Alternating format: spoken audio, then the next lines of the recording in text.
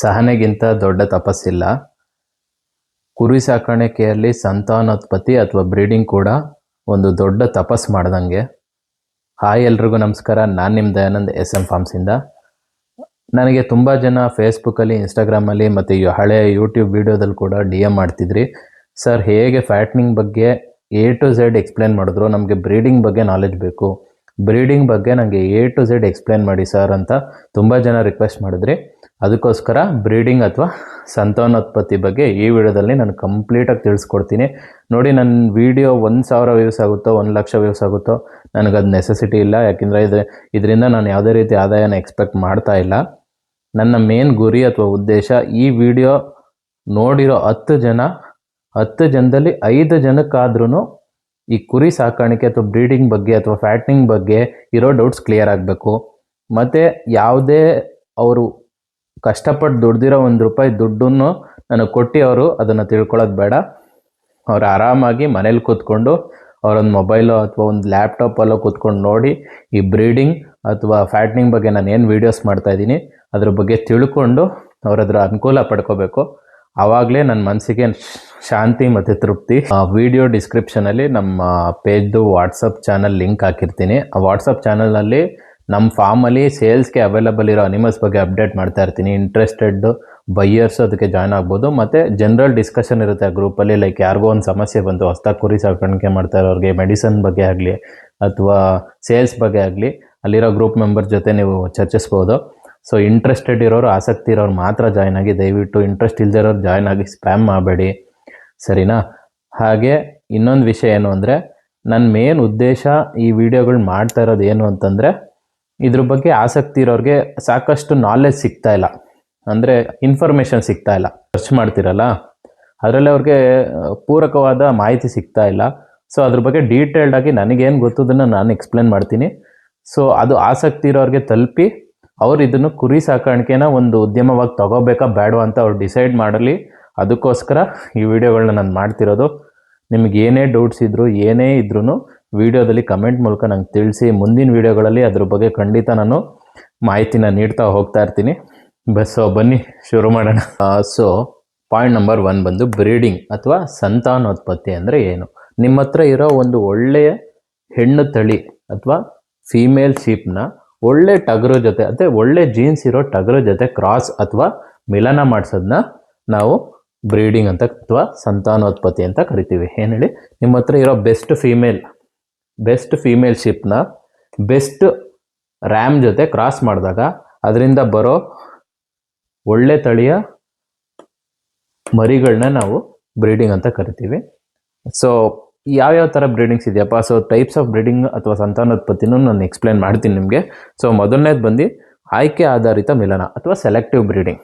Selective ಬ್ರೀಡಿಂಗಲ್ಲಿ ಏನಪ್ಪ, ನಿಮ್ಮ ಹತ್ರ ಇರೋ ತುಂಬ ಬಲಶಾಲಿಯಾದ ಫೀಮೇಲ್ನ ನಿಮ್ಮ ಹತ್ರ ಇರೋ ಬೆಸ್ಟ್ ಜೀನ್ಸ್ ಅಥವಾ ತುಂಬ ವೆಯ್ಟ್ ಗೇನ್ ಆಗ್ತಾ ಇರುತ್ತೆ ಅಥವಾ ಕಾಯಿಲೆ ಬರ್ತಿರಲ್ಲ, ಆ ಥರದ್ದು ಒಂದು ಟಗರು ಜೊತೆ ಕ್ರಾಸ್ ಮಾಡಿದಾಗ ಅದರಿಂದ ಒಂದು ಮರಿ ಹುಟ್ಟುತ್ತಲ್ಲ, ಅದು ಒಳ್ಳೆ ಜೀನ್ಸ್ ಅದಕ್ಕೆ ಪಾಸ್ ಆಗಿರುತ್ತೆ. ಸೊ ಇದನ್ನು ನಾವು ಸೆಲೆಕ್ಟಿವ್ ಬ್ರೀಡಿಂಗ್ ಅಂತ ಮಾಡ್ತೀವಿ. ಸೊ ಸೆಲೆಕ್ಟಿವ್ ಬ್ರೀಡಿಂಗಲ್ಲಿ ಏನು ಮಾಡ್ತೀವಿ, ನಮ್ಮ ಹತ್ರ ಬೆಸ್ಟ್ ಫ್ಲಾಕ್ನ ಮಾತ್ರ ನಾವು ಯೂಸ್ ಮಾಡಿ ಬ್ರೀಡಿಂಗ್ ಮಾಡ್ತೀವಿ, ಬೇರೆಯವನ್ನೆಲ್ಲ ಮಾಡಲ್ಲ. ಅದ್ರಲ್ಲಿ ನಮ್ಗೆ ಯಾವ್ದು ಬೆಸ್ಟೋ ಆಯ್ಕೆ ಮಾಡ್ತೀವಿ. 100 ಇದ್ದರೆ ಅದರಲ್ಲಿ 10 ಮಾತ್ರ ನಾವು ಬ್ರೀಡಿಂಗ್ ಮಾಡ್ತೀವಿ, ಮಿಕ್ಕಿನ ನಾವು ಫ್ಯಾಟ್ನಿಂಗ್ ಮಾಡ್ಕೊತೀವಿ.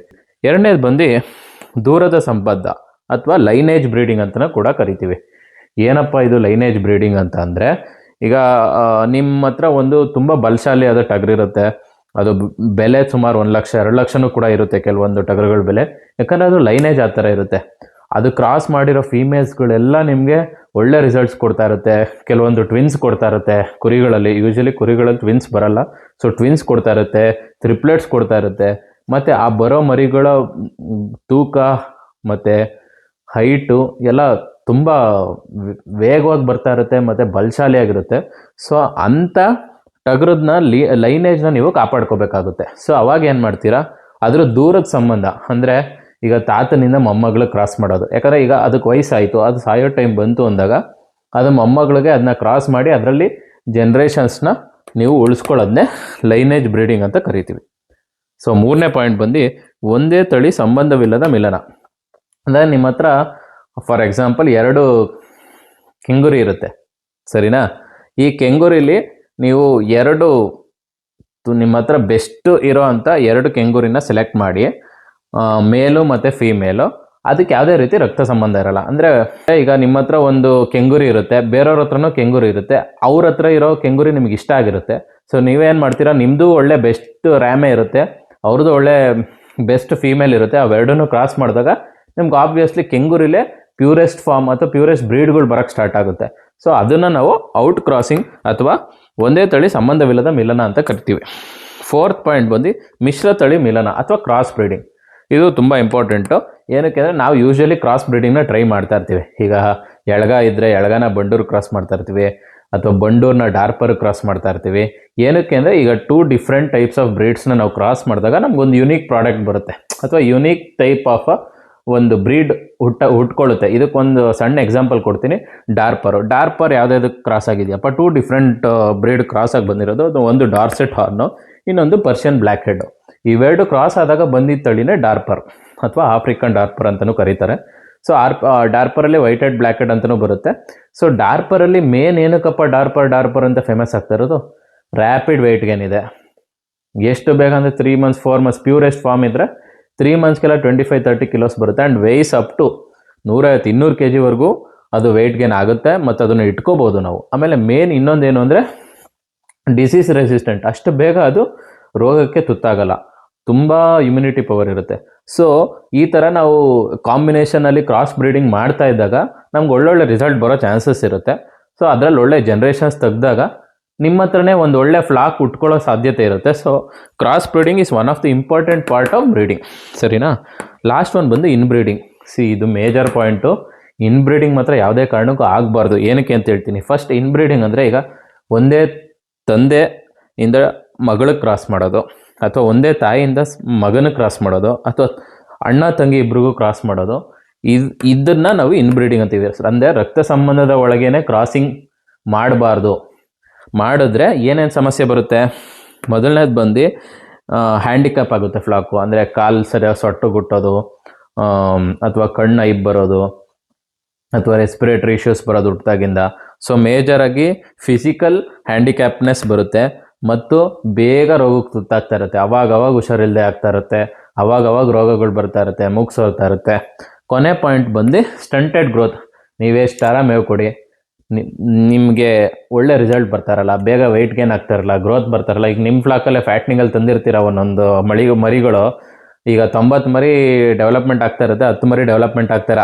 ಅದರಲ್ಲಿ ಕೆಲವೊಂದು ಮರಿ ಈ ಥರ ಸ್ಟಂಟೆಡ್ ಗ್ರೋತ್ ಆಗಿ ಹುಟ್ಟಿರೋ ಮರಿಗಳು ಇರುತ್ತೆ. ಯಾಕಂದರೆ ಕುರಿ ಮಂದಿಯವರು 1-2 ಟಗರು ಇಟ್ಕೊಂಡಿರ್ತಾರೆ, ಅದಕ್ಕೆ ಕ್ರಾಸ್ ಆಗಿ ಈ ಥರ ಸ್ಟಂಟೆಡ್ ಗ್ರೋತ್ ಆಗುತ್ತೆ. ಇದನ್ನು ನೀವು ಏನು ಮಾಡಿದ್ರು ಬದಲಾಯಿಸೋಕ್ಕಾಗಲ್ಲ. ಸೊ ಬೆಟರ್ ನೀವು ಅವಾಯ್ಡ್ ಮಾಡಬೇಕಾಗಿರೋದು ಇನ್ಬ್ರೀಡಿಂಗ್. ಒಂದೇ ತಾಯಿನ ಒಂದೇ ಮಗನಿಗೆ ಕ್ರಾಸ್ ಮಾಡೋದು, ಅಥವಾ ಅಣ್ಣ ತಂಗಿ ಕ್ರಾಸ್ ಮಾಡೋದು, ಇದರಿಂದ ಕಂಪ್ಲೀಟಾಗಿ ಅವಾಯ್ಡ್ ಮಾಡಬೇಕು. ಇದರಿಂದ ನಿಮ್ಮ ಫ್ಲಾಕೆ ಹಾಳಾಗುತ್ತೆ. ಸರಿನಾ? ಕೊನೆ ಪಾಯಿಂಟ್ ಬಂದು ಗ್ರೇಡಿಂಗ್ ಅಪ್ ಬ್ರೀಡಿಂಗ್ ಸೆಟಪ್. ಏನಪ್ಪ ಗ್ರೇಡಿಂಗ್ ಅಪ್ ಅಂತಂದರೆ, ಫಾರ್ ಎಕ್ಸಾಂಪಲ್ ನಿಮ್ಮ ಹತ್ರ ಲೋಕಲ್ಲು, ಈಗ ನಮ್ಮ ಹತ್ರ ಮೈಸೂರು ನಾಟಿ ಲೋಕಲ್ ತಳಿ ಫೀಮೇಲ್ಸ್ ಇದೆ ನನ್ನ ಹತ್ರ. ನಾನು ಒಂದು ಒಳ್ಳೆ ರ್ಯಾಮ್ ತೊಗೊಂಬರ್ತೀನಿ, ಅಥವಾ ಒಳ್ಳೆ ಟಗರು. ಯಾವ ಥರ ಟಗರು ಅಂದರೆ 1 ಲಕ್ಷ 2 ಲಕ್ಷ ಕೊಟ್ಟು ಒಂದು ಟಗರು ತರ್ತೀನಿ. ಒಳ್ಳೆ ಬ್ಲಡ್ ಲೈನ್ ಇರೋ ಟಗರು, ವಿತ್ ಪ್ರೂಫು, ವೆಯ್ಟ್ ಗೇನ್ ಚೆನ್ನಾಗಿರೋ ಟಗರು. ಆ ಟಗರನ್ನ ನಾನು ನನ್ನ ಲೋಕಲ್ ಮೈಸೂರು ನಾಟಿಗೆ ಕ್ರಾಸ್ ಮಾಡ್ತೀನಿ. ಸರಿನಾ? ಆ ಮೈಸೂರು ನಾಟಿಗೆ ಕ್ರಾಸ್ ಮಾಡಿದಾಗ ಫೀಮೇಲ್ಸ್ ಹುಟ್ಟುತ್ತಲ್ಲ, ಅದು F1 ಜನ್ರೇಷನು. ಮೇಲ್ ಸರ ಹುಟ್ಲಿ ಫೀಮೇಲ್ ಸರ ಹುಟ್ಲಿ F1 ಜನ್ರೇಷನು. ಆ ಫೀಮೇಲ್ಸ್ನ ನಾನು ಮತ್ತೆ ತಿರ್ಗಾ ಇನ್ನೊಂದು ರ್ಯಾಮ್ಗೆ ಅದೇ ಥರ ಇನ್ನೊಂದು ಟಗರಿಗೆ ಕ್ರಾಸ್ ಮಾಡ್ತೀನಿ. ಅಂದರೆ 2 ಟಗರು ತಂದಿರ್ತೀನಿ, ಇನ್ನೊಂದು ಟಗರಿಗೆ ಕ್ರಾಸ್ ಮಾಡ್ತೀನಿ. ಏನಕ್ಕೆ ಅಂದರೆ ಇನ್ಬ್ರೀಡಿಂಗ್ ಆಗಬಾರ್ದು ಅಂತ. ಇನ್ನೊಂದು ಟಗರಿಗೆ ಕ್ರಾಸ್ ಮಾಡಿದಾಗ ಅದಕ್ಕೆ ಹುಟ್ಟೋ ಮಕ್ಕಳೇ F2, ಅದಕ್ಕೆ 75% ಜೀನ್ಸ್ ಪಾಸ್ ಆಗುತ್ತೆ. ಇದೇ ರೀತಿ F3ಗೆ 88%, F4ಗೆ ಅಪ್ ಟು 95% 94%ವರೆಗೂ ಜೀನ್ಸ್ ಪಾಸ್ ಆಗುತ್ತೆ. ಸೊ 100% ಬರಲ್ಲ. ಏನಕ್ಕೆ ಅಂದರೆ ನಾವು ಫುಲ್ ಬ್ಲಡ್ ಕ್ರಾಸಿಂಗ್ ಮಾಡ್ತಾ ಇಲ್ಲ. ನಾವು ಮಾಡ್ತಾ ಇರೋದು ಫುಲ್ ಬ್ಲಡ್ ಇರೋವಂಥ ಮೇಲಿಂದ ಅದಕ್ಕೂ ಇದಕ್ಕೆ ಸಂಬಂಧನೇ ಇಲ್ಲದೆ ಇರೋವಂಥ ಫೀಮೇಲ್ಸ್ ಜೊತೆ ನಾವು ಕ್ರಾಸ್ ಮಾಡ್ತಾ ಇರೋದು. ಸೊ ಅಪ್ ಟು 4 ಜನರೇಷನ್ಸ್ ಅಂದರೆ F4ವರೆಗೂ ಬರುತ್ತೆ. ಅಪ್ ಟು 94% ಪ್ಯೂರ್ ಇರುತ್ತೆ. ಸೊ ಇನ್ನು 6% ಆಬ್ವಿಯಸ್ಲಿ ಬರಲ್ಲ. ಬೇರೆಯವ್ರು ನಿಮ್ಗೆ ಹೇಳಿದ್ರು ಅದು ಫೇಕೆ ಅದು. ಸೊ 94-93% ಪ್ಯೂರೆಸ್ಟ್ ಬರುತ್ತೆ, ಬಟ್ 100% ಬರಲ್ಲ. 100% ಬರಬೇಕಂದ್ರೆ 2 ಫುಲ್ ಬ್ಲಡ್ ಇರಬೇಕು, ಮೇಲು ಫೀಮೇಲು, ಅವಾಗ 100% ಬರೋ ಚಾನ್ಸಸ್ ಇರುತ್ತೆ. ಸೊ ಇದು ಬಂದು ನಿಮ್ಗೆ ಇಷ್ಟು ಡಿಫ್ರೆಂಟ್ ಟೈಪ್ಸ್ ಆಫ್ ಬ್ರೀಡಿಂಗ್ ಸೆಟಪ್ಸ್ಗಳು. ಈಗ ಡಿಫ್ರೆಂಟ್ ಟೈಪ್ಸ್ ಆಫ್ ಬ್ರೀಡಿಂಗ್ ಬಗ್ಗೆ ತಿಳ್ಕೊಂಡ್ವಿ, ಮತ್ತು ಬ್ರೀಡಿಂಗ್ ಅಂದರೆ ಏನು ಅಂತ ತಿಳ್ಕೊಂಡ್ವಿ. ಈಗ ಬ್ರೀಡಿಂಗ್ ಹೇಗೆ ಮಾಡೋದು ಅದನ್ನು ಸಿಂಪಲ್ ಟರ್ಮ್ಸಲ್ಲಿ ಎಕ್ಸ್ಪ್ಲೇನ್ ಮಾಡ್ತೀನಿ. ಸೊ ಬ್ರೀಡಿಂಗ್ ಅಥವಾ ಸಂತಾನೋತ್ಪತ್ತಿಯಲ್ಲಿ ಬೇಸಿಕ್ ರಿಕ್ವೈರ್ಮೆಂಟ್ಸ್ ಏನೇನು ಅಂತ ಹೇಳ್ತೀನಿ. ಬೇಸಿಕ್ ರಿಕ್ವೈರ್ಮೆಂಟ್ ಬಂದು, ಈಗ ನಿಮ್ಮ ಹತ್ರ ಇರೋ ಫೀಮೇಲ್ಸು ಮಿನಿಮಮ್ಮು 10ರಿಂದ 12 ತಿಂಗಳು ಆಗಿರಬೇಕು. ಆವಾಗಲೇ ಅದನ್ನು ನೀವು ಕ್ರಾಸಿಂಗ್ ಮಾಡಬೇಕು. ಅದಕ್ಕೆ ಮುಂಚೆ ಕ್ರಾಸಿಂಗ್ ಮಾಡೋಕ್ಕಾಗಲ್ವ ಸರ್, ಏನಾಗುತ್ತೆ ಅಂತ ಕೇಳಿದ್ರೆ ಕ್ರಾಸಿಂಗ್ ಮಾಡ್ಬೋದು. ಕೆಲವೊಂದು ಮರಿಗಳು ವೆಯ್ಟ್ ಗೇನ್ ಚೆನ್ನಾಗಿ ಬಂದಿರುತ್ತೆ ಮತ್ತು ಹೀಟ್ಗೂ ಬಂದಿರುತ್ತೆ. ಬಟ್ ಪ್ರಾಬ್ಲಮ್ಸ್ ಏನು ಬರುತ್ತೆ ಅಂತಲೂ ಎಕ್ಸ್ಪ್ಲೇನ್ ಮಾಡ್ತೀನಿ ನೋಡಿ. ಅರ್ಲಿ, ಈಗ 10 ಮಂತ್ಸ್ಗಿಂತ ಅರ್ಲಿಯಾಗಿ ನೀವೇನಾದರೂ ಕ್ರಾಸಿಂಗ್ ಮಾಡಿದ್ರೆ ಮರಿ ಕ್ರಾಸಿಂಗ್ ಮಾಡೋ ಟೈಮಲ್ಲೇ ಸಾಯೋ ಚಾನ್ಸಸ್ ಜಾಸ್ತಿ ಇರುತ್ತೆ. ಎರಡನೇದು, ಮರಿ ಕ್ರಾಸ್ ಆಯಿತು, ಪ್ರೆಗ್ನೆಂಟ್ ಕೂಡ ಆಯಿತು, ಬಟ್ 2-3 ಮಂತ್ಸ್ಗೆ ಅಬಾರ್ಷನ್ ಆಗೋ ಚಾನ್ಸಸ್ ಇರುತ್ತೆ. ಸರಿನಾ? ಕೊನೆ ಪಾಯಿಂಟು, ಅಬಾರ್ಷನ್ನೂ ಆಗಲಿಲ್ಲ, ಮರಿ ಡೆಲಿವರಿ ಟೈಮಲ್ಲಿ ಸಾಯೋ ಚಾನ್ಸಸ್ ಜಾಸ್ತಿ ಇರುತ್ತೆ. ಯಾಕಂದರೆ ಮರಿ ತೂಕ ಜಾಸ್ತಿ ಇರುತ್ತೆ.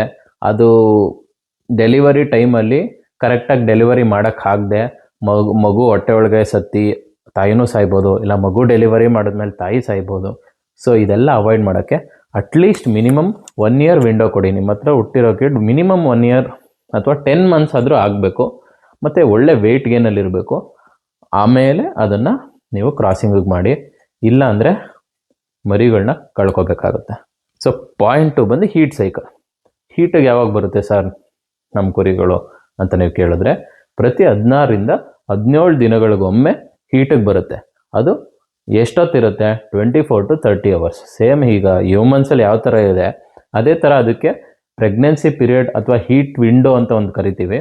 ಅದು 24 hours-ಇಂದ 30 hours ಇರುತ್ತೆ. 16 days 17 days-ಗೊಮ್ಮೆ ನಾವು ಓವ್ಯುಲೇಷನ್ ಪೀರಿಯಡ್ ಅಂತ ಕೂಡ ಕರಿಬೋದು.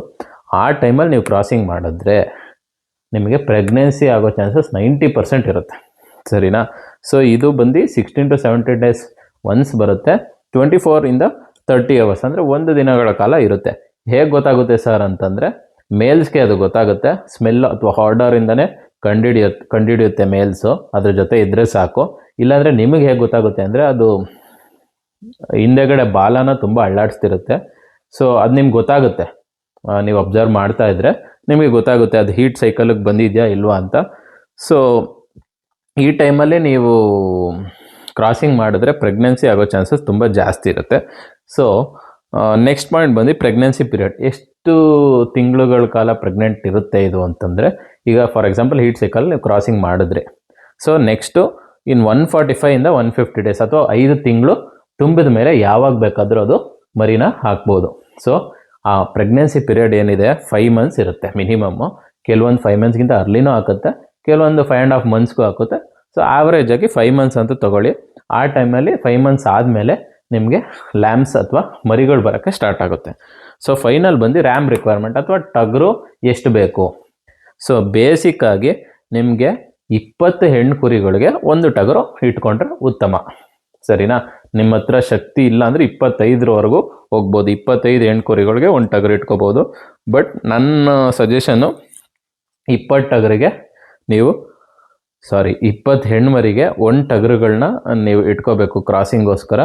ಆಮೇಲೆ 2-3 ಟಗರುಗಳನ್ನ ಇಟ್ಕೊಬೇಕು ನೀವು, ಯಾಕಂದರೆ ಇನ್ಬ್ರೀಡಿಂಗ್ ಆಗದಿರತ್ತೆ ಅವರ ಅವಾಯ್ಡ್ ಮಾಡೋದಕ್ಕೋಸ್ಕರ. ಮಿನಿಮಮ್ ಈಗ 25 ಮರಿ ಇದೆ ಅಂದರೆ 2 ಟಗರು ಇಟ್ಕೊಳ್ಳೋದನ್ನ ನಾನು ಸಜೆಸ್ಟ್ ಮಾಡ್ತೀನಿ. ಸರಿನಾ?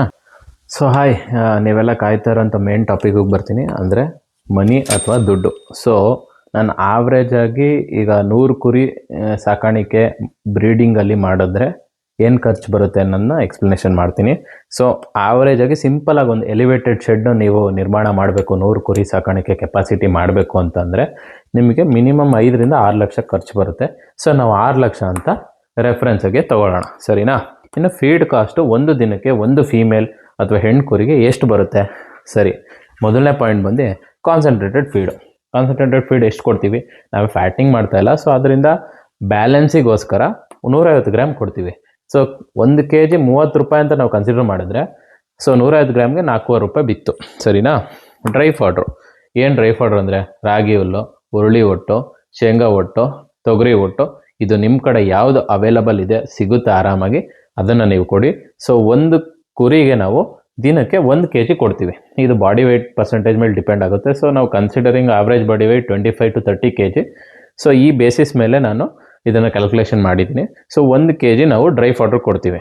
ಸೊ ಅದ್ರ ಕಾಸ್ಟ್ ಬಂದು 5 rupees. ಹೇಗಪ್ಪ 5 rupees ಅಂತಂದರೆ, ನಮ್ಮ ಕಡೆ ಎಲ್ಲ ರಾಗಿ ಹುಲ್ ಬಂಡ್ಲು ಮಾಡಿಸೋದು 130 rupees. 130 ರೂಪಾಯಿಗೆ ಒಂದು ಬಂಡ್ಲು ಆಲ್ಮೋಸ್ಟ್ ಅಪ್ರಾಕ್ಸಿಮೇಟ್ಲಿ 20 to 25 kg ಬರುತ್ತೆ. ಸೊ ಆ ಬೇಸಿಸ್ ಮೇಲೆ ನಾನು ಕ್ಯಾಲ್ಕುಲೇಷನ್ ಮಾಡಿ 1 kgಗೆ 5 ರೂಪಾಯಿ ನಿಮಗೆ ಖರ್ಚು ಬೀಳುತ್ತೆ. ಸೊ ಇದು ನಾನೇ ಬೆಳ್ಕೊಳ್ಳೋದ್ರಿಂದ ನಂಗೆ ಇಷ್ಟು ಬರಲ್ಲ. ಸೊ ಆದ್ರೂ ಇನ್ ಕೇಸ್ ನಾನೇನು ಬೇರೆಯವ್ರು ಔಟ್ಸೋರ್ಸಿಂಗ್ ಮಾಡಿದಾಗ ಅವ್ರಿಗೆ 5 ರೂಪಾಯಿ ಖರ್ಚು ಬೀಳುತ್ತೆ. ಸರಿನಾ? ಇನ್ನು ಮೂರನೇ ಪಾಯಿಂಟ್ ಬಂದು ಸೈಲೇಜ್ ಅಥವಾ ಗ್ರೀನ್ ಫಾಡ್ರು. ಸೈಲೇಜ್ ಅಂದರೆ ನಿಮಗೆಲ್ಲ ಗೊತ್ತು, ರಸಮೇವು ಅಥವಾ ಹಸಿರು ಮೇವು ಅಥವಾ ಸೈಲೇಜ್, ಎರಡರಲ್ಲಿ ಯಾವುದಾದ್ರೂ ಕೊಡ್ಬೋದು. ಸೊ ಇದನ್ನು 1.5 kg ಒಂದು ದಿನಕ್ಕೆ ಕೊಡ್ಬೋದು ನೀವು. ಯಾರ ಕಡೆ ಒಣಮೇವ ಲಭ್ಯವಿಲ್ಲ ಅವ್ರು ಹಸಿ ಮೇವನ್ನ ಜಾಸ್ತಿ ಕೊಡ್ಬೋದು, ಇಲ್ಲ ಇಂಟರ್ಚೇಂಜ್ ಮಾಡ್ಕೋಬೋದು. ಸೊ ನಾನು ಸೈಲೇಜ್ ಅಥವಾ ಗ್ರೀನ್ ಫಾಡ್ರನ್ನ 1.5 kg ಕೊಡ್ತಾಯಿದ್ದೀನಿ. ಸರಿನಾ? ಸೊ ಸೈಲೇಜು 4 ರೂಪಾಯಿ per kg ಬೀಳುತ್ತೆ. ಯಾಕಂದರೆ ನಾನೇ ಬೆಳ್ಕೊಳ್ಳೋದ್ರಿಂದ. ನೀವು ಇನ್ ಕೇಸ್ ಔಟ್ಸೋರ್ಸಿಂಗ್ ಮಾಡಿದ್ರೆ 8 to 10 ರೂಪಾಯಿ per kg ಬೀಳುತ್ತೆ. ಅಂದರೆ ಹೊರಗಡೆಯಿಂದ ನೀವು ಪರ್ಚೇಸ್ ಮಾಡಿ ಕುರಿ ಸಾಕಾಣಿಕೆ ಮಾಡ್ತೀರಾ ಅಂದರೆ. ಸೊ ನಾನು 4 ರೂಪಾಯಿ ತೊಗೊಂಡಿದ್ದೀನಿ. ಸೊ 1.5 kg ಹಾಕ್ತೀನಿ ಅಂದರೆ 6 ರೂಪಾಯಿ ಖರ್ಚು ಬೀಳುತ್ತೆ. ಸರಿನಾ? ಸೊ ಟೋಟಲ್ ಫೀಡ್ ಕಾಸ್ಟು ಒಂದು ದಿನಕ್ಕೆ 4.5 + 5 + 6 15.5 ರೂಪಾಯಿ ಒಂದು ಕುರಿಗೆ ಬಿತ್ತು. ಸೊ 15.5 × 30 ಮಾಡಿದ್ರೆ ಒಂದು ಕುರಿಗೆ ಅಪ್ರಾಕ್ಸಿಮೇಟ್ಲಿ 465 ರೂಪಾಯಿ ಖರ್ಚು ಬೀಳುತ್ತೆ ಒಂದು ತಿಂಗಳಿಗೆ. ಸರಿನಾ? ಸೊ ನಾನು ಈ ಬ್ರೀಡಿಂಗ್ ಪೀರಿಯಡ್ ವಿಂಡೋನ 2 years ಇಟ್ಕೊತೀನಿ. ಸರಿನಾ? ಸೊ ಇದು ರೆಫರೆನ್ಸ್. ಈ 2 ವರ್ಷಕ್ಕೆ ನಾನು ಕ್ಯಾಲ್ಕುಲೇಷನ್ ತೋರಿಸ್ತೀನಿ ನಿಮಗೆ. ಸೊ ಫಸ್ಟ್ ಬ್ರೀಡಿಂಗ್ ಸೈಕಲ್ ನಂದು 2 years. 2 yearsಗೆ 465 ರೂಪಾಯಿ × 24 ತಿಂಗಳು ಅಥವಾ 24 months ಮಾಡಿದ್ರೆ 11,160 ರೂಪಾಯಿ ಖರ್ಚು ಬೀಳುತ್ತೆ. ಒಂದು ಹೆಣ್ಣು ಕುರಿ ನಾನು 2 ವರ್ಷ ಮೇಯಿಸೋದಕ್ಕೆ 11,160 ರೂಪಾಯಿ ಖರ್ಚು ಬೀಳುತ್ತೆ. ಸರಿನಾ? ಇನಿಷಿಯಲ್ ಇನ್ವೆಸ್ಟ್ಮೆಂಟ್ ಫಾರ್ 100 chips ಅಂದರೆ 100 ಕುರಿ ನಾನು ಮುಂಚೆ ಹೆಣ್ಣು ಕುರಿ ತರೋದಕ್ಕೆ ನನಗೆ ಇನ್ವೆಸ್ಟ್ಮೆಂಟ್ ಎಷ್ಟು ಬೇಕು? ಸೊ ಈಗ ಸಣ್ಣ ಮರಿ ಅಂದರೆ 7,500 ಸಿಗುತ್ತೆ, ಸ್ವಲ್ಪ ದೊಡ್ಡ ಮರಿ ಅಂದರೆ 9,500 ಸಿಗುತ್ತೆ. ಸೊ ನಾವು ಮೀಡಿಯಮ್ ಆಗಿ ಆವ್ರೇಜ್ ಆಗಿ ಕ್ರಾಸಿಂಗಿಗೆ ರೆಡಿ ಇರೋ ಮರಿ ತರ್ತೀನಿ ಅಂದರೆ ಆಲ್ಮೋಸ್ಟ್ ನಿಮ್ಗೊಂದು 8,500 ರೂಪಾಯಿಗೆ ಒಂದು ಫೀಮೇಲ್ ಸಿಗುತ್ತೆ. ಸೊ 100 ಮರಿಗೆ 8.5 ಲಕ್ಷ ಇನ್ವೆಸ್ಟ್ಮೆಂಟ್ ಆಯಿತು. ಸೊ ಇದೊಂದು ಕಡೆ ಇರಲಿ. So next deworming. Minimum 3 months ಒಂದ್ಸಲಿ ಫೀಮೇಲ್ಸ್ಗೆ ಡಿವಾರ್ಮಿಂಗ್ ಮಾಡಬೇಕು. ಸೊ ನಿಮ್ಗೆ ಅಪ್ರಾಕ್ಸಿಮೇಟ್ಲಿ 8 ಶೆಡ್ಯೂಲ್ ಬರುತ್ತೆ 2 yearsಗೆ. ಸೊ ಅದು ಬೇಸಿಸ್ ಮೇಲೆ ಕ್ಯಾಲ್ಕುಲೇಷನ್ ಮಾಡಿದಾಗ ನನಗೆ ಒಂದು ಕುರಿಗೆ 60 ರೂಪಾಯಿ ಖರ್ಚು ಬೀಳುತ್ತೆ 2 ವರ್ಷಕ್ಕೆ, ಅಂದರೆ ಒಂದು ಬ್ರೀಡಿಂಗ್ ಸೈಕಲ್ಗೆ. ಸರಿನಾ? Next tonics, liver tonic, calcium tonic, growth promoter ಅಥವಾ ಯೂಟ್ರೋವೆಟ್ ಟ್ಯಾಬ್ಲೆಟ್ಸು ಅಥವಾ ಲಿಕ್ವಿಡ್ಸು ಇನ್ ಕೇಸ್ ಸತ್ತೆ ಬಿದ್ದಿಲ್ಲ ಅಂದರೆ ಅಬಾರ್ಷನ್ ಆದರೆ ಕೊಡೋದಕ್ಕೆ. ಸೊ ಈ ಟಾನಿಕ್ಸ್ನ ನಾನು ರೆಫರೆನ್ಸಾಗಿ ತೊಗೊಂಡು, ಸೊ ಇದ್ರ ಖರ್ಚು ಬಂದು ನನಗೆ 240 ರೂಪಾಯಿ per ship per cycle, ಅಂದರೆ 2 ವರ್ಷಕ್ಕೆ ಬಿತ್ತು. ಸರಿನಾ? ಕೊನೆಯದಾಗಿ ಬಂದು ಮೆಡಿಕೇಷನ್ನು ಅಥವಾ ಇಂಜೆಕ್ಷನ್ನು ಅಥವಾ ಟ್ಯಾಬ್ಲೆಟ್ಸು ಒಂದು ಕುರಿಗೆ ಹುಷಾರಿಲ್ಲದೆ ಇದ್ದಾಗ ಕೊಡೋ ಸಾಧ್ಯತೆ ಇರುತ್ತೆ. ಸೊ ಬ್ರೀಡಿಂಗ್ ಸೆಟಪ್ಪಲ್ಲಿ ಯೂಶಲಿ ಹುಷಾರು ತಪ್ಪಲ್ಲ. ಸೊ ಇನ್ ಕೇಸ್ ತಪ್ಪಿದ್ರೂ ಅಪ್ರಾಕ್ಸಿಮೇಟ್ಲಿ ಒಂದು 40 ರೂಪಾಯಿ ಒಂದು ಕುರಿಗೆ ಒಂದು ಬ್ರೀಡಿಂಗ್ ಸೈಕಲ್ಗೆ ನಮಗೆ ಖರ್ಚು ಬೀಳುತ್ತೆ. ಸರಿನಾ? So so total investment per ship for 2 year cycle ಅಂದರೆ ಟೋಟಲ್ ಇನ್ವೆಸ್ಟ್ಮೆಂಟ್ ಎಷ್ಟಾಗುತ್ತೆ ನಿಮಗೆ ಒಂದು ಹೆಣ್ಣು ಕುರಿಗೆ 2 ವರ್ಷಕ್ಕೆ ಅಂತಂದರೆ 8,500 ಆವಾಗಲೇ ಹೇಳ್ದಂಗೆ ನೀವು 8,500ಕ್ಕೆ ಹೆಣ್ಗುರನ್ನ ಪರ್ಚೇಸ್ ಮಾಡ್ತೀರಾ, which is initial investment.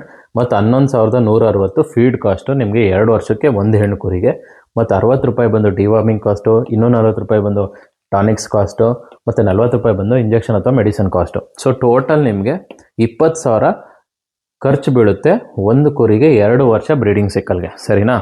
So ಈಗ 100 ಫ್ಲಾಕ್ ಅಂತ ನಾನು ಆವಾಗಲೇ ಎಕ್ಸಾಂಪಲ್ ತೊಗೊಂಡಿದ್ರಿಂದ, ಸೊ 100 ಫ್ಲಾಕ್ಗೆ ನನ್ನ ರೂಲ್ ಪ್ರಕಾರ ಮಿನಿಮಮ್ 5 ಟಗರು ಬೇಕು. ಸೊ 1 ಟಗರು, ಒಳ್ಳೆ ಟಗರು, ಜಾತಿ ಟಗರು ನಿಮಗೆ ಬೇಕು ಅಂದರೆ ಮಿನಿಮಮ್ 20,000 ಆಗುತ್ತೆ. ಸೊ 5 ಟಗರಿಗೆ 1 ಲಕ್ಷ ರೂಪಾಯಿ ಆಯಿತು. ಸೊ 2 ವರ್ಷಕ್ಕೆ 5 ಟಗರು ಮೇಯ್ಸೋಕ್ಕೆ ನಾನು ಕ್ಯಾಲ್ಕುಲೇಷನ್ ಮಾಡಿದ್ದೀನಿ. ಸೊ ಡೀಟೇಲ್ ಆಗಿದೆ, ಎಕ್ಸ್ಪ್ಲೈನ್ ಮಾಡೋಕ್ಕಲ್ಲ. ಸೊ 90,000 ನಿಮಗೆ feed cost, medicine cost, liver tonic cost, deworming cost ಎಲ್ಲ ಇನ್ಕ್ಲೂಡ್ ಆಗಿ 5 ಟಗರಿಗೆ 2 ವರ್ಷಕ್ಕೆ 90,000 ರೂಪಾಯಿ ಖರ್ಚು ಬೀಳುತ್ತೆ. ಸರಿನಾ? ನೆಕ್ಸ್ಟು ಈಗ ಟೋಟಲ್ ಇನ್ವೆಸ್ಟ್ಮೆಂಟ್ ಎಷ್ಟು? ಸೊ ಬ್ರೀಡರ್ ವಿತ್ ಫುಡ್ ಅಂದರೆ 5 ಟಗರು with food, medicine, injection, vaccine, everything ನಿಮ್ಗೆ 1,90,000 ರೂಪಾಯಿ ಖರ್ಚು ಬರುತ್ತೆ. ಸರಿನಾ? 1 ಲಕ್ಷ ಬಂದು ಟಗರು ತರೋಕ್ಕೆ, 90,000 ಮೇಯ್ಸೋಕ್ಕೆ. ಸೊ 1,90,000 ರೂಪಾಯಿ ಇನ್ವೆಸ್ಟ್ಮೆಂಟ್ ಆಯಿತು. ಸೊ ಈಗ 100 female with food and maintenance cost. ಈಗ 100 ಫಿಮೇಲ್ ಇಲ್ಲಿ ಎಕ್ಸ್ಪ್ಲೇನ್ ಮಾಡ್ದಂಗೆ ಒಂದು ಕುರಿಗೆ 20,000 2 ವರ್ಷ ಖರ್ಚು ಬಿತ್ತು ಅಂದರೆ 100 ಕುರಿಗೆ 20 ಲಕ್ಷ ಆಯಿತು. ಸೊ 1,90,000 ಪ್ಲಸ್ 20 ಲಕ್ಷ ಇದು ನಿಮ್ಮ ಇನಿಷಿಯಲ್ ಇನ್ವೆಸ್ಟ್ಮೆಂಟು. ಮತ್ತು ಎಲಿವೇಟೆಡ್ ಶೆಡ್ ಕಾಸ್ಟ್ ಅವಾಗಲೇ ಹೇಳ್ದಂಗೆ 6 ಲಕ್ಷ. ಸೊ ಟೋಟಲ್ಲು 2 ವರ್ಷ ಬ್ರೀಡಿಂಗ್ ಸೆಟಪ್ನ ನೀವು ನಡೆಸೋದಕ್ಕೆ 100 ಕುರಿ ಇರೋವಂಥ ಬ್ರೀಡಿಂಗ್ ಸೆಟಪ್ ನಡೆಸೋದಕ್ಕೆ ನಿಮಗೆ 27,90,000 ರೂಪಾಯಿ ಬೇಕು. 100 ಕುರಿ ಬ್ರೀಡಿಂಗ್ ಸೆಟಪ್ ನಾನು ಮಾಡ್ತೀನಿ ಅಂತ ನೀವೇನಾದರೂ ತಲೆಯಲ್ಲಿ ಇಟ್ಕೊಂಡಿದ್ರೆ ಮಿನಿಮಮ್ ಈ ಅಮೌಂಟು ನಿಮಗೆ ಬೇಕೇ ಬೇಕು, ಸರಿನಾ? ಸೊ ಫ್ರೆಂಡ್ಸ್, ಈಗ ಬ್ರೀಡಿಂಗ್ ಸ್ಟಾರ್ಟ್ ಆಯಿತು ಅಂತ ತಿಳ್ಕೊಳ್ಳಿ. ಸೊ 24 ತಿಂಗಳಲ್ಲಿ 15 ಮಂತ್ಸು ಪ್ರೆಗ್ನೆನ್ಸಿ ಪೀರಿಯಡ್ ಇರುತ್ತೆ. ಸೊ 7.5 ತಿಂಗಳು ಅದು ನರ್ಸಿಂಗ್ ಪೀರಿಯಡ್, ಅಂದರೆ ಮರಿ ಹಾಕಿದ್ಮೇಲೆ 2.5 ತಿಂಗಳು ನಾವು ಹಾಲು ಕೊಡ್ಸೋಕೆ ಬಿಡ್ತೀವಿ. ಸೊ ನರ್ಸಿಂಗ್ ಪೀರಿಯಡ್ 7.5 ತಿಂಗಳು ಅಂತ ಇಟ್ಕೊಳ್ಳೋಣ. ಸೊ ಮೂರು ಪ್ರೆಗ್ನೆನ್ಸಿ, ಸೊ 3 ನರ್ಸಿಂಗ್ ಪೀರಿಯಡ್ ಬರುತ್ತೆ. ಸೊ 1.5 ಮಂತ್ ಬಂದು ಕ್ರಾಸಿಂಗ್ ಟೈಮ್ ಅಂತ ತಿಳ್ಕೊಳ್ಳೋಣ. ಸೊ ನರ್ಸಿಂಗ್ ಟೈಮಲ್ಲೇ ಕ್ರಾಸಿಂಗ್ ಮಾಡ್ಬೋದು 2 ಮಂತ್ಸ್ ಆದಮೇಲೆ. ಸೊ 1.5 ತಿಂಗಳು ಕ್ರಾಸಿಂಗಿಗೆ ಅಂತ ಹೋಗುತ್ತೆ, 7.5 ತಿಂಗಳು ನರ್ಸಿಂಗ್ ಅಂತ ಹೋಗುತ್ತೆ, ಇನ್ನು 15 ತಿಂಗಳು ಪ್ರೆಗ್ನೆನ್ಸಿಗೆ ಅಂತ ಹೋಗುತ್ತೆ. ಸೊ ಟೋಟಲ್ 2 ಇಯರ್ ಸೈಕಲಲ್ಲಿ ನಿಮಗೆ 3 ಪ್ರೆಗ್ನೆನ್ಸೀಸ್ ಬರುತ್ತೆ. ಸೊ 3 ಪ್ರೆಗ್ನೆನ್ಸಿ ನಾನು ಕನ್ಸಿಡರ್ ಮಾಡ್ತೀನಿ. ಸೊ ನಮ್ಮ ಹತ್ರ ಈಗ 100 ಹೆಣ್ಣು ಕುರಿ ಇದೆ, ಅದರಲ್ಲಿ 97% ಸಿಂಗಲ್ಲೇ ಹಾಕಿದೆ, ಇನ್ನು 3% ಮಾತ್ರ ಟ್ವಿನ್ಸ್ ಹಾಕಿದೆ ಅಂತ ತಿಳ್ಕೊಳ್ಳಿ. ಸೊ ಮೆಜಾರಿಟಿ ಆಫ್ ದ 98% ಸಿಂಗಲ್ಲೇ ಬರೋದು ಶೀಪ್ಸಲ್ಲಿ. ಸೊ ನಾನು 97% ತೊಗೊಂಡಿದ್ದೀನಿ, ಟ್ವಿನ್ಸ್ 3% ತೊಗೊಂಡಿದ್ದೀನಿ. ಸೊ 291 ನನಗೆ ಸಿಂಗಲ್ಸ್ ಬಂದಿದೆ, 18 ಟ್ವಿನ್ಸ್ ಬಂದಿದೆ. ಸೊ ಟೋಟಲ್ಲು 309 ಮರಿ ಬಂದಿದೆ 2 ವರ್ಷದಲ್ಲಿ 100 ಕುರಿಯಿಂದ, ಸರಿನಾ? ಸೊ ಈಗ ಲ್ಯಾಂಬ್ಸ್ ಮಾರ್ಟಲಿಟಿ ಪರ್ಸೆಂಟೇಜ್ ಅಥವಾ ಸಾವಿನ ಪ್ರಮಾಣ ತಿಳ್ಕೊಳ್ಳೋಣ. ನಾವು ಆ್ಯಾವ್ರೇಜ್ ಆಗಿ ಒಂದು 4% ಇಟ್ಕೊಳ್ಳೋಣ. ಈಗ ನಮ್ಮ ಹತ್ರ ಇರೋ 309 ಲ್ಯಾಂಬಲ್ಲಿ 4% ಲ್ಯಾಂಬ್ಸ್ ಹತ್ತಿರ ಅಥವಾ ಮರಿಗಳು ಸತ್ತರೆ 13 ಮರಿ ಹೋಯ್ತು. ಸೊ 309ಅಲ್ಲಿ 13 ಮರಿ ಹೋದರೆ 296 ಮರಿಗಳು ನಮಗೆ ಉಳ್ಕೊಳುತ್ತೆ. ಸೊ ಕನ್ಸಿಡರಿಂಗ್ 50-50 ರೂಲ್, ನಮಗೆ ಬರೋದ್ರಲ್ಲಿ 148 ಫೀಮೇಲು 148 ಮೇಲ್ ಅಂತ ತಿಳ್ಕೊಳ್ಳಿ. 296ರಲ್ಲಿ 148 ಫೀಮೇಲು ಉಳ್ಕೊಂಡಿದೆ, 148 ಮೇಲ್ ಉಳ್ಕೊಂಡಿದೆ. ನಮ್ಮ ಹತ್ರ ಈಗ 3 ಸೈಕಲ್ ಆಗಿರೋದ್ರಿಂದ ಅಥವಾ ಪ್ರೆಗ್ನೆನ್ಸಿ ಸೈಕಲ್ ಆಗಿರೋದ್ರಿಂದ 3 ಡಿಫ್ರೆಂಟ್ ಟೈಪ್ಸ್ ಮರಿ ಇರುತ್ತೆ. ಒಂದು 1.5 ವರ್ಷ ಹತ್ತತ್ರ ಆಗಿರುತ್ತೆ, ಇನ್ನೊಂದು ಬಂದು 6-7 ಮಂತ್ಸ್ ಆಗಿರುತ್ತೆ, ಇನ್ನೊಂದು 1 or 2 ಮಂತ್ಸ್ ಆಗಿರುತ್ತೆ. ಸೊ 3 ಕನ್ಸಿಡರ್ ಮಾಡ್ಕೊಂಡು ಒಂದು ಜಾಸ್ತಿ ಪ್ರೈಸಿಗೆ ಹೋಗುತ್ತೆ, ಒಂದು ಮಿಡ್ ಪ್ರೈಸು, ಒಂದು ತೀರಾ ಲೋ ಪ್ರೈಸ್ಗೆ ಹೋಗುತ್ತೆ. ಸೊ ನಾನು ಆವ್ರೇಜ್ ಫೀಮೇಲ್ಸ್ಗೆ ನಾನು 6,500 ಒಂದು ಮರಿಗೆ ಲೆಕ್ಕ ಹಾಕ್ಕೊಂಡಿದ್ದೀನಿ. ಇನ್ನೊಂದು ಮೇಲ್ಸ್ ಬಂದು 8,000 ರೂಪಾಯಿ ಒಂದು ಕುರಿಗೆ ಲೆಕ್ಕ ಹಾಕ್ಕೊಂಡಿದ್ದೀನಿ. ಯಾಕಂದರೆ ಈಗ ನಿಮ್ಗೆ ದೊಡ್ಡ ಮರಿ 12-13 ಸಾವಿರಕ್ಕೆ ಹೋಗ್ಬೋದು, ಮೀಡಿಯಮ್ ಸೈಜ್ ಮರಿ 7-8 ಸಾವಿರಕ್ಕೆ ಹೋಗ್ಬೋದು, ಸಣ್ಣ ಮರಿ 1,000-2 ಸಾವಿರಕ್ಕೆ ಹೋಗ್ಬೋದು. ಸೊ ನಾನು ಆವ್ರೇಜು ಹೆಣ್ಣು ಕುರಿಗಳಿಗೆ ಸ್ವಲ್ಪ ಪ್ರೈಸ್ ಕಡಿಮೆ ಇರೋದ್ರಿಂದ 6,500 ಇಟ್ಕೊಂಡಿದ್ದೀನಿ. ಮತ್ತು ಗಂಡು ಕುರಿಗೆ ಅಥವಾ ಟಗರಿಗೆ 8,000 ರೂಪಾಯಿ ಇಟ್ಕೊಂಡಿದ್ದೀನಿ, ಸರಿನಾ? ಸೊ ಈಗ ನಾವು 6,500 ಫೀಮೇಲ್ಸ್ ಇಂಟು 148 ಫೀಮೇಲ್ಸ್ ಅಂದರೆ ನಮಗೆ 9,62,000 ರೂಪಾಯಿ ಬರುತ್ತೆ. ಇನ್ನು 8,000 ರೂಪಾಯಿ ಒಂದು ಮೇಲ್ ಟಗರಿಗೆ ಅಂದರೆ ಇಂಟು 148 ಅಂದರೆ 11,84,000 ರೂಪಾಯಿ ಬರುತ್ತೆ. ಸೊ ಟೋಟಲ್ಲು ಅಮೌಂಟ್ ನಮಗೆ ಜನ್ರೇಟ್ ಆಗಿದ್ದು 2 ವರ್ಷ ಬ್ರೀಡಿಂಗ್ ಮಾಡಿದ್ಮೇಲೆ 21,46,000 ರೂಪಾಯಿ, ಸರಿನಾ? ಸೊ ಈಗ ಬ್ರೀಡಿಂಗಲ್ಲಿ ಫೀಮೇಲ್ ಮಾರ್ಟಲಿಟಿ ಕನ್ಸಿಡರ್ ಮಾಡಿಲ್ಲ ನಾವು. ಅಂದರೆ ಈಗ ನಾವು ತಂದಿರೋ 100 ಕುರಿಲಿ ಒಂದು 5% ಮಾರ್ಟಲಿಟಿ ಆಯಿತು ಅಂತ ತಿಳ್ಕೊಳ್ಳಿ. ಸೊ ಎಷ್ಟು ನಮಗೆ 20,000 ಬಿದ್ದಿತ್ತು, ಅದರಲ್ಲಿ ಒಂದು 5% ಮಾರ್ಟಲಿಟಿ ಅಂದ್ರೂ 1 ಲಕ್ಷ ನಮಗೆ ಮಾರ್ಟಿಲಿಟಿಲಿ ಹೋಯಿತು, ಜೊತೆಗೆ 5 ಕುರಿನೂ ಹೋಯಿತು, ಸರಿನಾ? ಈಗ ಲೇಬರ್ ಕಾಸ್ಟ್ನೂ ಇನ್ಕ್ಲೂಡ್ ಮಾಡಿರಲಿಲ್ಲ. ಸೊ ಮಿನಿಮಮ್ ಒಂದು 15,000 ಲೇಬರ್ಗೆ ಒಂದು ತಿಂಗಳು ಕೊಡ್ತೀರಾ ಅಂತಲೇ ಇಟ್ಕೊಳ್ಳಿ. ಸೊ 15,000 ಕೊಟ್ಟರು 24 ತಿಂಗಳಿಗೆ ಅಂದರೆ 2 ವರ್ಷಕ್ಕೆ ನಿಮಗೆ 3,60,000 ರೂಪಾಯಿ ಖರ್ಚು ಬೀಳುತ್ತೆ. ಸೊ ಟೋಟಲ್ ನಮ್ಗೆ ಬಂದಿರೋ ಫೈನಲ್ ಪ್ರಾಫಿಟಲ್ಲಿ ಉಳ್ಕೊಳ್ಳೋದೆಷ್ಟು? 21,46,000 ರೂಪಾಯಲ್ಲಿ 1 ಲಕ್ಷ ಮಾರ್ಟಿಲಿಟಿ ಹೋಯಿತು, 3,60,000 ಲೇಬರ್ ಕಾಸ್ಟ್ ಹೋಯಿತು. ಸೊ ಟೋಟಲ್ ನಮ್ಗೆ ಉಳ್ಕೊಂಡಿದ್ದು ಪ್ರಾಫಿಟ್ ಅಂತ 16,86,000 ರೂಪಾಯಿ at the end of 2 years breeding cycle, 100 sheeps, ಸರಿನಾ? ಸೊ ಫೈನಲಿ ಕ್ಲೈಮ್ಯಾಕ್ಸಿಗೆ ಬಂದಿದ್ದೀವಿ. ಸೊ ಆಗಲೇ ಹೇಳ್ದಂಗೆ ನಮಗೆ ಲೇಬರ್ ಕಾಸ್ಟು ಮಾರ್ಟಿಲಿಟಿ ಎಲ್ಲ ಕಳೆದು ಬ್ರೀಡಿಂಗಲ್ಲಿ 16,86,000 ರೂಪಾಯಿ ಉಳಿತು 2 ವರ್ಷಕ್ಕೆ. ಸೊ ಇನಿಷಿಯಲ್ ನಾವು ಇನ್ವೆಸ್ಟ್ಮೆಂಟ್ ಮಾಡಿದ್ದು ರ್ಯಾಮ್ಸ್ಗೆ ಅಥವಾ ಟಗರುಗಳಿಗೆ ಮತ್ತು ಹೆಣ್ಣು ಕುರಿಗೆ ಮತ್ತು ಶೆಡ್ಡಿಗೆ ಮತ್ತು ಅದಕ್ಕೆ 1-2 ವರ್ಷ ಮೇವಿಗೆ ಎಲ್ಲ ಸೇರಿಸಿ 27,90,000 ಆಗಿತ್ತು, ಇದನ್ನು ಮುಂಚೆ ಹೇಳ್ದಂಗೆ. ಸೊ ನೀವು ಇನ್ವೆಸ್ಟ್ ಮಾಡಿದ್ದು 27,90,000, ನಿಮಗೆ ಪ್ರಾಫಿಟ್ ಬಂದಿದ್ದು 16,86,000. ಸೊ ನಿಮಗೆ 11,04,000 ಇನ್ನು ಡೆಬ್ಟ್ ಉಳ್ಕೊಂತು ಅಂದರೆ ಸಾಲ ಉಳ್ಕೊಂತು. ನೀವು ಇನ್ವೆಸ್ಟ್ ಮಾಡಿದ್ದು 27,90,000, 16,86,000 ನಿಮ್ಗೆ ಪ್ರಾಫಿಟ್ ಬಂದಿದೆ. ಇನ್ನು 11,04,000 ನಿಮಗೆ ಇನ್ನೂ ಸಾಲ ಉಳ್ಕೊಂಡಿದೆ. ಅದು ಯಾವಾಗ? ಫಸ್ಟು ಬ್ರೀಡಿಂಗ್ ಸೈಕಲ್ 2 ವರ್ಷ ಆದಮೇಲೆ, ಸಕ್ಸಸ್ಫುಲ್ಲಾಗಿ ನೀವು ಫಾರ್ಮ್ ರನ್ ಮಾಡಿದ್ಮೇಲೆ, ಸರಿನಾ? So profit at the end of 2 years ಬಂದು ಇಷ್ಟೇ. ಸೊ ನಾವು ಸೇಮ್ ಪ್ರಾಫಿಟ್ ಕನ್ಸಿಡರ್ ಮಾಡೋಣ. ನೆಕ್ಸ್ಟ್ ಬ್ರೀಡಿಂಗ್ ಸೈಕಲ್ಗೂ ಇದೇ ಥರ ಮರಿ ಬರುತ್ತೆ, ಇದೇ ಥರ ಬ್ರೀಡಿಂಗ್ ಸೆಟಪ್ಪು, ಇದೇ ಥರ ಫೀಡ್ ಸೆಟಪ್ ಇರುತ್ತೆ ಅಂತ ತಿಳ್ಕೊಳ್ಳೋಣ. ಸೊ ನೆಕ್ಸ್ಟ್ ಇಯರ್ಗೂ ನಮಗೆ ಎಷ್ಟು? 16,86,000 ಪ್ರಾಫಿಟ್ ಬರುತ್ತೆ ನೆಕ್ಸ್ಟ್ 2 yearsಗೆ. ಸೊ ನಮ್ಮ ಸಾಲ ಉಳ್ಕೊಂಡಿದ್ದೆಷ್ಟು? 11,04,000. ಸೊ 11,04,000ದಲ್ಲಿ 16,86,000 ನಾವು ಕಳೆದ್ರೆ ನಮ್ಗೆ 5,82,000 ರೂಪಾಯಿ ಪ್ರಾಫಿಟ್ ಬರುತ್ತೆ ಇನ್ವೆಸ್ಟ್ಮೆಂಟ್ ಮಾಡಿರೋದ್ರ ಮೇಲೆ, ವಿಚ್ ಈಸ್ ಬೇಸಿಕಲಿ 5% ಪ್ರಾಫಿಟ್. ಅಂದರೆ 5% ಪ್ರಾಫಿಟ್ಟು. ಅದು ನಮಗೆ ಈಚ್ ಇಯರ್, ಅಂದರೆ ಪ್ರತಿ ವರ್ಷ ನಮಗೆ ಮೊದಲನ 4ನೇ ವರ್ಷ ನಮ್ಗೆ 5% ಪ್ರಾಫಿಟ್ ಬರೋದು ನೀವು ಇನ್ವೆಸ್ಟ್ ಮಾಡಿರೋದ್ರ ಮೇಲೆ. ಫಾರ್ ಎಕ್ಸಾಂಪಲ್, ಈಗ ನಾನು 100 ಹೆಣ್ಕುರಿಗೆ ಹೇಳಿದೆ. ಸೊ 200 ಮಾಡಿದ್ರೆ ಅದ್ರ ಡಬಲ್. ಈಗ 5% 27,90,000 ನೀವು ಇನ್ವೆಸ್ಟ್ ಮಾಡಿರೋದ್ರಲ್ಲಿ 5%. ಸೊ ಇಷ್ಟೇ ಪ್ರಾಫಿಟ್ ಬರೋದು. ಸೊ ಫಸ್ಟು 4 yearsಗೆ, ಅಂದರೆ 2 ಬ್ರೀಡಿಂಗ್ ಸೈಕಲ್ಗೆ. ಸೊ ನೀವು 4 years ಆಗೋದ್ರೊಳಗಡೆ ನಿಮ್ಮ ಶೆಡ್ ಕಾಸ್ಟು, ನಿಮ್ಮ ಮರಿಗಳ ಕಾಸ್ಟು, ಪ್ರತಿಯೊಂದು ಎಲ್ಲ ರಿಕವರ್ ಮಾಡಿರ್ತೀರ. ಜೊತೆಗೆ ನಿಮ್ಮ ಹತ್ರ 5 ಲಕ್ಷ ದುಡ್ಡು ಕೂಡ ಇರುತ್ತೆ. ಸೊ ಸೇಮ್ ಪ್ರಾಫಿಟ್ನ ನೆಕ್ಸ್ಟ್ ಸೈಕಲ್, ಅಂದರೆ 3ನೇ ಬ್ರೀಡಿಂಗ್ ಸೈಕಲ್, 5ನೇ ಮತ್ತು 6ನೇ ವರ್ಷಕ್ಕೂ ನಾನು ಕನ್ಸಿಡರ್ ಮಾಡ್ತಾ ಇದ್ದರೆ ನನಗೆ 16,86,000 ರೂಪಾಯಿ ದುಡ್ಡು ಉಳೀತು. ಸೊ 5ನೇ ವರ್ಷ ಮತ್ತು 6ನೇ ವರ್ಷ ನನಗೆ 30% ಪ್ರಾಫಿಟ್ ಬರುತ್ತೆ ನಾನು ಹಾಕಿರೋ ಇನ್ವೆಸ್ಟ್ಮೆಂಟ್ ಮೇಲೆ. ಜೊತೆಗೆ ನನ್ನ ಶೆಡ್ಡು ನನಗೆ ಉಳ್ಕೊಂತು, ನನ್ನ ಮರಿಗಳಿಗೂ ನನ್ನ ಹತ್ರನೇ ಉಳ್ಕೊಂತು. ಸೊ ನನಗೆ ಮಿನಿಮಮ್ಮು 30% ಪ್ರಾಫಿಟ್ ಬರುತ್ತೆ ಯಾವಾಗ? 5ನೇ ವರ್ಷ ಮತ್ತು 6ನೇ ವರ್ಷ. ಸೊ ನಂಗೆ 16,86,000 ಪ್ಲಸ್ 5,82,000 ಅಂದರೆ ಆಲ್ಮೋಸ್ಟ್ 20 lakhs ಅಥವಾ 21 lakhs ನನಗೆ ಪ್ರಾಫಿಟ್ ಸಿಗುತ್ತೆ. ಇನ್ವೆಸ್ಟ್ ಮಾಡಿದ್ದು 27,90,000.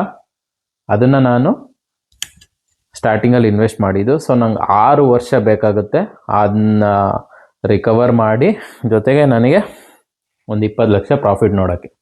ಸೊ ಇದಕ್ಕೆ ನಾನು ಸ್ಟಾರ್ಟಿಂಗಲ್ಲಿ ಹೇಳಿದ್ದು, ಬ್ರೀಡಿಂಗ್ ಒಂದು ತಪಸ್ಸಿದ್ದಂಗೆ. ನಿಮಗೆ ಅರ್ಜೆಂಟಾಗಿ ದುಡ್ಡು ಮಾಡಿಬಿಡ್ಬೇಕು ಅಥವಾ ದುಡ್ಡು ಬೇಕು ಅಂದರೆ ಬರಲ್ಲ. ಇದಕ್ಕೆ ಟೈಮ್ ತೊಗೊಳುತ್ತೆ. ಬಟ್ ಒನ್ಸ್ ನೀವೆಲ್ಲ ಸೆಟಪ್ ಮಾಡಿದ್ಮೇಲೆ ಅದಾಗದೆ ದುಡ್ಡು ಬರ್ತಾ ಹೋಗುತ್ತೆ. ಒಟ್ಟಿನಲ್ಲಿ ಇದಕ್ಕೆ ಸಮಯ ಬೇಕು. ನಾಳೆನೇ ಅಥವಾ 6 ತಿಂಗಳಲ್ಲೇ 3 ತಿಂಗಳಲ್ಲೇ ಬ್ರೀಡಿಂಗ್ ಮಾಡೋಕ್ಕಾಗಲ್ಲ. Breeding requires lot of time and lot of effort. ನಿಮಗೆ ಕೆಲಸ ಜಾಸ್ತಿ ಇರಲ್ಲ, ಬಟ್ ಸಮಯ ತುಂಬ ತೊಗೊಳುತ್ತೆ. ನೀವು ಇವತ್ತು ಬ್ರೀಡಿಂಗ್ ಸೆಟಪ್ ಮಾಡಿದ್ರೆ ನಿಮಗೆ ಈಲ್ಡ್ ಬಂದು ಮಿನಿಮಮ್ 3 ರಿಂದ 4 ವರ್ಷ ಆದಮೇಲೆ ನಿಮ್ಗೆ ಈಲ್ಡ್ ಬರೋದು. ಸೊ ಅದಕ್ಕೆ ನಾವೇನು ಮಾಡ್ತೀವಿ, ಒಂದು ಕಡೆ ಬ್ರೀಡಿಂಗ್ ಸೆಟಪ್ ರನ್ ಆಗ್ತಾ ಇರುತ್ತೆ, ಇನ್ನೊಂದು ಕಡೆ ಫ್ಯಾಟ್ನಿಂಗ್ ಸೆಟಪ್ಪು ಮಾಡ್ತೀವಿ. ಸೊ ದಟ್ ನಮಗೆ ಆ ಖರ್ಚುಗಳು ಅದರಲ್ಲಿ ಕವರ್ ಆಗಲಿ ಅಂತ ನಾವು ಈ ಮಲ್ಟಿಪಲ್ ಸೆಟಪ್ನ ನಮ್ಮ ಫಾರ್ಮಲ್ಲಿ ಯೂಸ್ ಮಾಡ್ಕೊಂಡಿದ್ದೀವಿ. ಒಂದು ಸೈಡ್ ಫುಲ್ಲು ಬ್ರೀಡಿಂಗ್ ಸೆಟಪ್ಪು, ಇನ್ನೊಂದು ಸೈಡು ಬರೀ ಫ್ಯಾಟ್ನಿಂಗ್ ಸೆಟಪ್. ಫ್ಯಾಟ್ನಿಂಗ್ ಸೆಟಪ್ಪು ನಮ್ಮ ಲೇಬರ್ ಕಾಸ್ಟು, ಮಾರ್ಟಲಿಟಿ ಪ್ರತಿಯೊಂದೆಲ್ಲನೂ ಕವರ್ ಮಾಡುತ್ತೆ. ಬಟ್ ಅದರಲ್ಲಿರೋ ರಿಸ್ಕು ನಿಮಗೆ ಆಲ್ರೆಡಿ ಲಾಸ್ಟ್ ವೀಡಿಯೋದಲ್ಲಿ ತಿಳಿಸಿದ್ದೀನಿ. ಸೊ ಫ್ರೆಂಡ್ಸ್, ಇದೇ ಬ್ರೀಡಿಂಗ್ನ A to Z ಮಾಹಿತಿ. ನನ್ನ ಅನಿಸಿಕೆ ಪ್ರಕಾರ ನನಗೆ ಗೊತ್ತಿರೋ ಎಲ್ಲ ಮಾಹಿತಿನೂ ಕೂತ್ಕೊಂಡು ಬರೆದು ಪ್ರಾಕ್ಟಿಕಲಾಗಿ ಎಕ್ಸ್ಪ್ಲೈನ್ ಮಾಡಿದ್ದೀನಿ.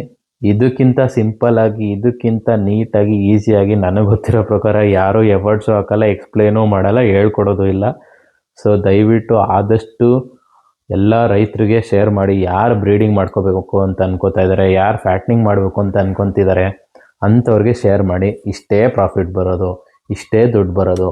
ಕೋಟಿ ರೂಪಾಯಿ ಶೀಪ್ ಫಾರ್ಮಿಂಗಲ್ಲಿ ಇಲ್ಲ. ಸಮಯ ತಗೊಳುತ್ತೆ, ಬಟ್ ದುಡ್ಡು ಬರುತ್ತೆ. 30% ಪ್ರಾಫಿಟ್ ಅಂದರೆ, ಈಗ ನೀವು 1 crore ಮಾಡಿದ್ರೆ ಇನ್ವೆಸ್ಟು 30% ಅಂದರೆ ನಿಮ್ಗೆ ಆಲ್ಮೋಸ್ಟ್ 30 ಲಕ್ಷ ಬರುತ್ತೆ. ಬಟ್ ಸಮಯ ಬೇಕು. 3 ರಿಂದ 4 ವರ್ಷ, 5 ವರ್ಷ, 6 ವರ್ಷ ಸಮಯ ಬೇಕು.